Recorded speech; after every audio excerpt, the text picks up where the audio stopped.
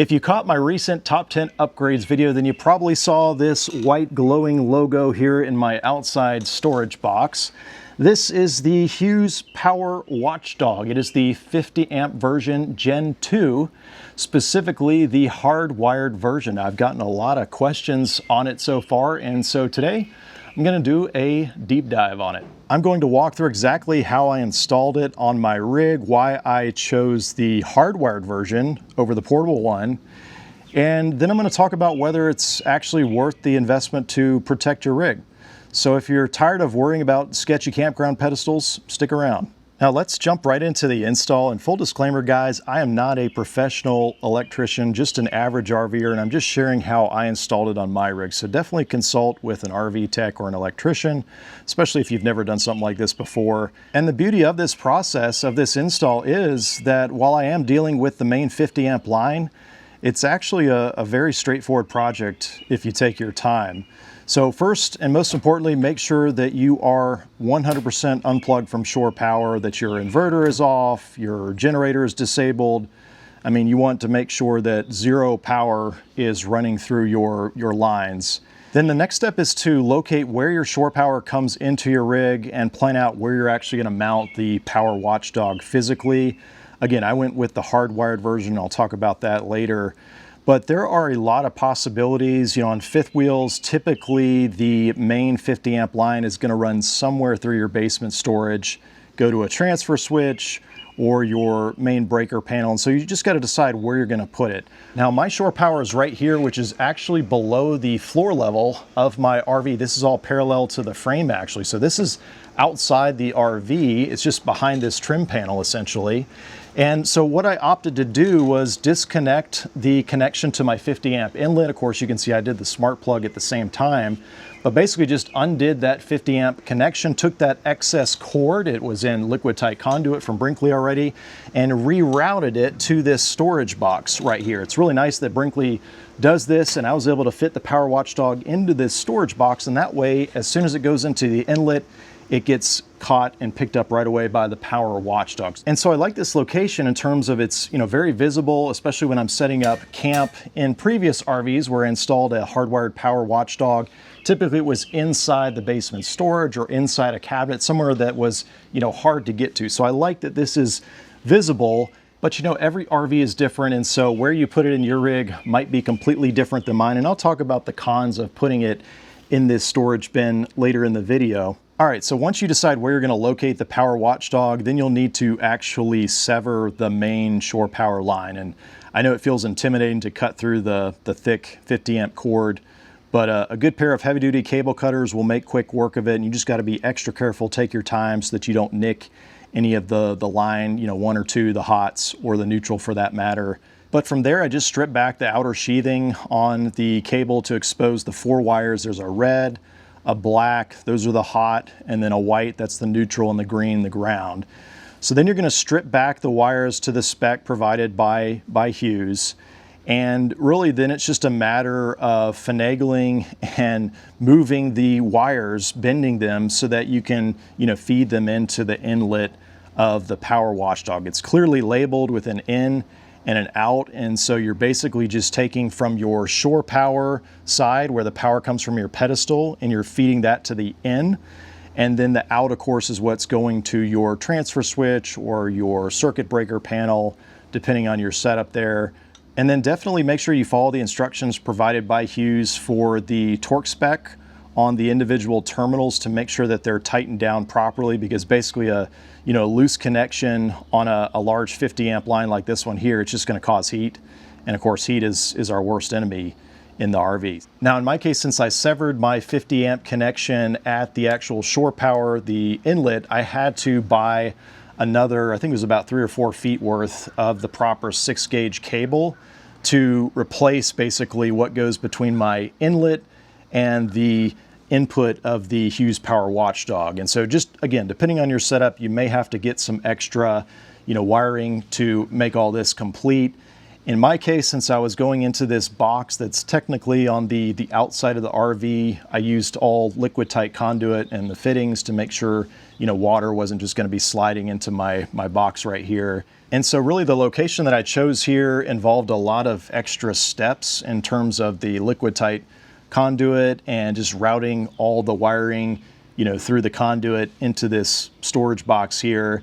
And it was a little bit difficult to work with just because there's only so much clearance right here in the storage box, and you can't get your head, let alone 2 arms in there. And so I actually did all the wiring before I mounted the Power Watchdog, and so I had some surplus wire, and I could pull it out a little bit, and that way I could get to all the connections easier. But even then, it was still pretty difficult. And the 50 amp wiring that RV manufacturers use, it's not this soft, flexible wiring that's on your cord set outside. It's more of a rigid, where there's, I think, 6 or 7 solid strands of copper in each lead. And so it's very difficult to manipulate and bend and work with in general, as opposed to the extension that I bought from the hardware store. That 6 gauge, it's the same as this line set out here. And so it was much more flexible, much easier to work with. But outside of that, I was able to get it in there finally. And if I'm being completely candid, the location that I chose here was pretty difficult to work with, especially on the output side. And so I think if I was doing this all over again and I was dead set on this location, I probably would just make another junction box behind this panel. I've got all this space under here, and I would probably just, in that junction box, use the more flexible 6 gauge wire and feed that through the liquid conduit.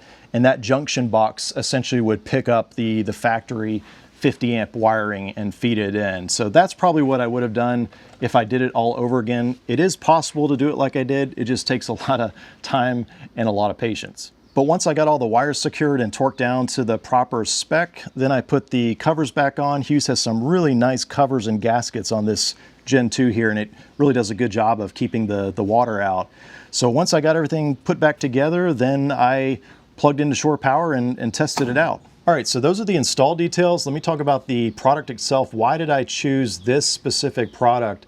And guys, I have used the Hughes Power Watchdog in the last couple rigs, the hardwired version, and I really like it a lot. And this Gen 2 version right here, it just adds a lot of enhancements and upgrades. And I'm going to talk about all that, but really why the Hughes Power Watchdog as opposed to another, basic surge protector. And for me, the biggest feature is the emergency power off EPO. So it's not just a surge protector that's going to, take a lightning strike and protect you and die. It's actually monitoring the voltage that's coming through the campground pedestal. And so if the voltage drops below 104 or it spikes over 132, then it's going to shut down power to the rig immediately.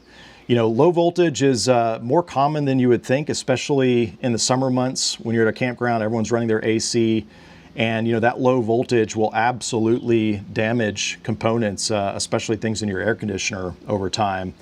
And so that's a really nice feature to have. But then I also like how they've added with this unit, not just Bluetooth connectivity, but also Wi-Fi connectivity. So you can pair this to your phone through the new Power Watchdog app. And whether you're connected through Bluetooth, locally at a campsite, or even remotely through Wi-Fi, you can see on your phone pretty much anywhere in the world and get all the specs as far as, how many watts are you consuming on line 1 and line 2, and even a counter, almost like an odometer over time. How many kilowatts have you consumed? You can see all of that anywhere with the Wi-Fi connectivity that's built into the device. So it's really slick in the interface. The app is just easy to use. It's real clean, the presentation there, and it gives the right information, at least that I would like to see. You can also actually shut off power to your coach remotely, again, from anywhere in the world from the app. The only challenge is if you're connected to Wi-Fi that's being supplied through your coach's power and you cut power, you're not gonna be able to turn it back on. But that is kind of nice. If you wanted to cut power for some reason, you can do that through the app. And then the other thing that I like about this Gen 2 is, just like the previous Gen 1, it does have a replaceable surge module. And so if you ever do take a massive power surge during a storm and it gets fried, you don't have to throw away this whole unit. You can just replace the surge module. And so that's a nice pro. Now, before you go out and buy one, let me just talk briefly about some of the concerns that folks typically have with the hardwired version. And first, I'll just answer the question, why did I go with the hardwired version over the portable? which, by the way, the portable version, the internals, the functionality, all of that is exactly the same between the hardwired and portable. The only difference is my connections are permanent right here. And really for me, the reasoning behind the hardwired version, I've put it on the last couple RVs, by the way, it all comes down to convenience. You know, as a weekend warrior, I absolutely detest having to set up and tear down dozens of things when I get to my campsite.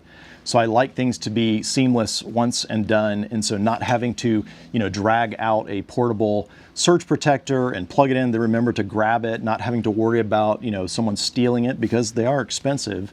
And so having it hardwired like that, for me, it's just one less thing that I have to worry about. So that's why I did the hardwired version.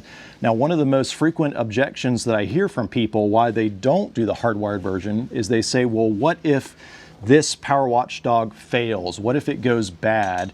And then you're at your campsite and you can't get power into your RV because it's hardwired. It's permanent, more or less, right? And so I'll just say this, over the last 4, almost 5 years that I've been using the hardwired version in different rigs, I've never had one fail in that capacity where I was left without power. I've had it alert me where the campground power wasn't proper, and so it was the pedestal that was the problem, not the Power Watchdog. But I've never had a unit fail. However, anything's possible, and so my solution to that is I carry around these inline splice connectors right here that are made for the larger 6-gauge wire. And basically the wire goes in right here, and then up top it's got a terminal and it screws down and tightens.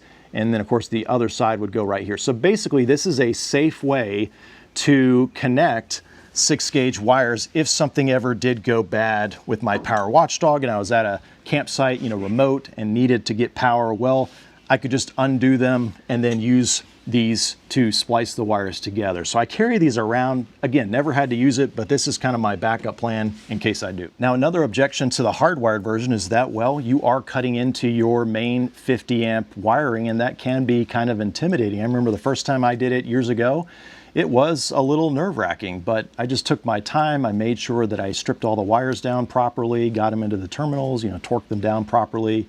So I think if you take your time, a lot of that is alleviated. And then another question, not really an objection, and this one's not specific to the hardwired version, it applies both to portable and hardwired, but folks have asked me in the past, well, how is the Bluetooth range connecting with your phone? You know, especially since I've got it out here, it's surrounded by metal, then there's the frame, and I haven't had any issues whatsoever with Bluetooth connectivity. I can read it in the RV, whether I'm in the front bedroom or the rear, at a campsite, and that's without the Wi-Fi connected. With the Wi-Fi connected, I haven't had any issues either. I have a Wi-Fi router probably about 60 to 75 feet away from the Power Watchdog, and I've never had any issues with connectivity, and I can, you know, check it and it stays connected. So however they've wired the antennas and everything in here, it seems like they've got some pretty decent range. Okay, so what's the final verdict on the Hughes Power Watchdog Gen 2? And for me personally, guys, at the end of the day, if you look at all the thousands of dollars worth of electronics, the appliances, the air conditioners, you know, if you look at all that, spending a couple $100 extra to put almost like a firewall, you know, between your pedestal outside and everything in your RV, it's just really a no-brainer. And that way you're not replacing things because of power surges, low voltage, things like that. Now, if you want to pick up the Hughes Power Watchdog Gen 2 for yourself, whether you want the hardwired version like I did or the portable plug-in version or even the 30 amp, I will include affiliate links to all those down below. And thank you in advance for using those links. They don't cost you anything extra to use, but they do help support my channel, so I do appreciate you using them. But guys, if you have any questions, definitely drop them down below and I'd be glad to answer them. Let me know, by the way, are you team hardwired or team portable? Drop a comment down below. I hope you found this video helpful. As always, thanks for watching.